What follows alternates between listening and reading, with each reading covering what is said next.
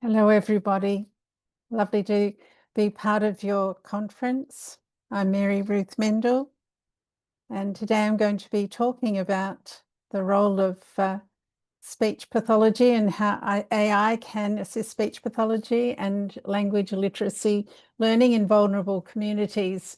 Because right now it is entirely possible for tens of thousands of community people to actually be upskilled to provide those basic speech therapy and early education strategies, games, and activities in home language. It is also possible for AI to be a mass tool.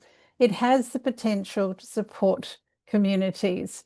Today, I'm going to talk about the Australian model, about how we've upskilled children and communities in English, because it's in Australia, and first languages. And it's an international roadmap. But first of all, let's talk about the essential years, birth to 5 years and 5 to 8 years, and then into the teenage years, because science tells us that during birth to 5 years of age, the neurons are really being laid down then for building a solid architecture for lifelong learning. And the stats are magical. A 3-year-old child has developed around 1,000 trillion synapses, and gradually over the years, the brain makes connections and patterns with them. So by adolescence, these connections start to shape the brain. And of course, there's 500 trillion synapses, trillion, not million. So it's a big job to build all of that. And certainly what we need to do before children go to school is to build wonderful vocabulary for them. They need to between 5 and 10,000 words in their vocabulary. And during the school years, they need to gain about 3,500 words every single year, about 10 new words every day. And so to do that, we need to harness the joys of being with our children, being with children to develop their dictionary of not just the words, but also the sentences and the phonics that go with home language and dominant language words. A child needs a dosage effective of about 12 to 17 hours a week. And that would be like impossible if it wasn't for one very good fact, and that is that we can do this language building through everyday activities. As we do life together, we can be building children's vital neurological and language assets for literacy and for speaking and listening. So it's communities who upskill children in basic speech therapy. It's communities who do this. And the Australian model shows as a reference how we can work together to do that. It starts with really little ones, as you can see, and then we build and build and build as the years go on. There is a low or no access to speech and language pathology or speech therapy services around the world. And for many reasons, children increasingly are needing more and more speech pathology services. So in order to think that through, we need to think through how communities can actually take on that role and provide the basics to fill in.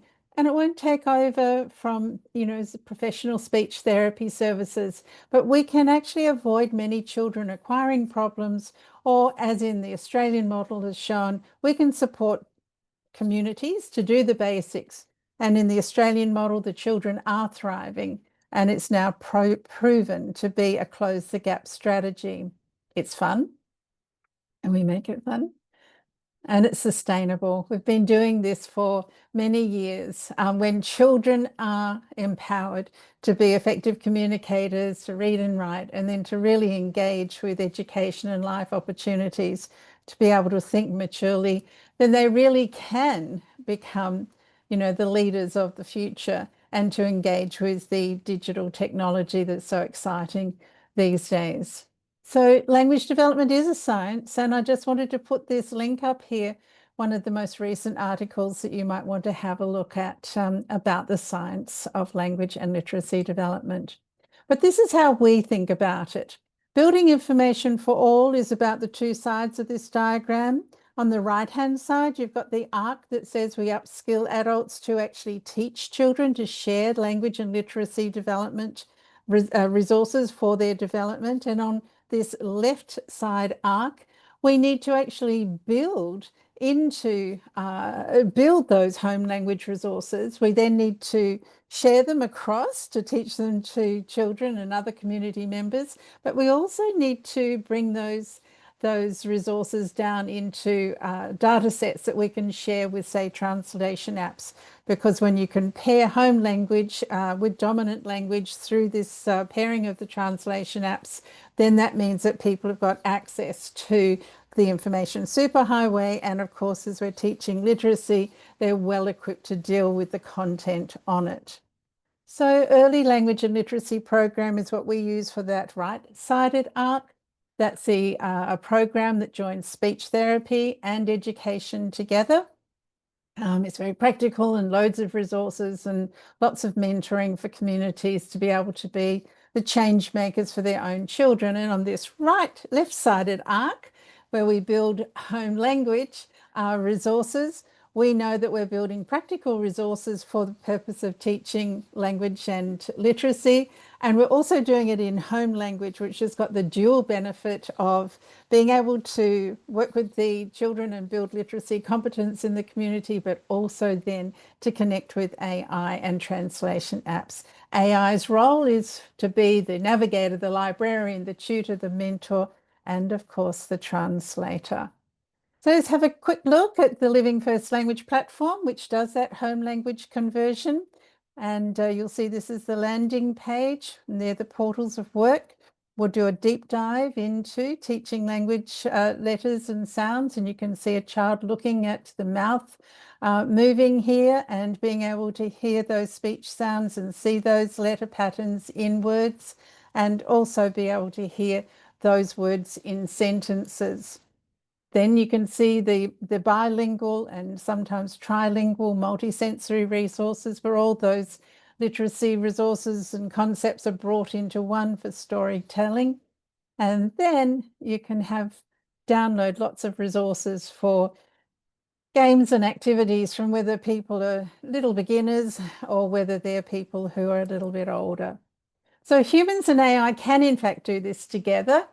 The Australian model shows how you can empower communities to teach their children to be confident, and for us to know also that communities do have governance over the language assets that they generate. And it is those language assets that then become the conduits, the bridge between home and dominant language and multilingual teaching and learning resources.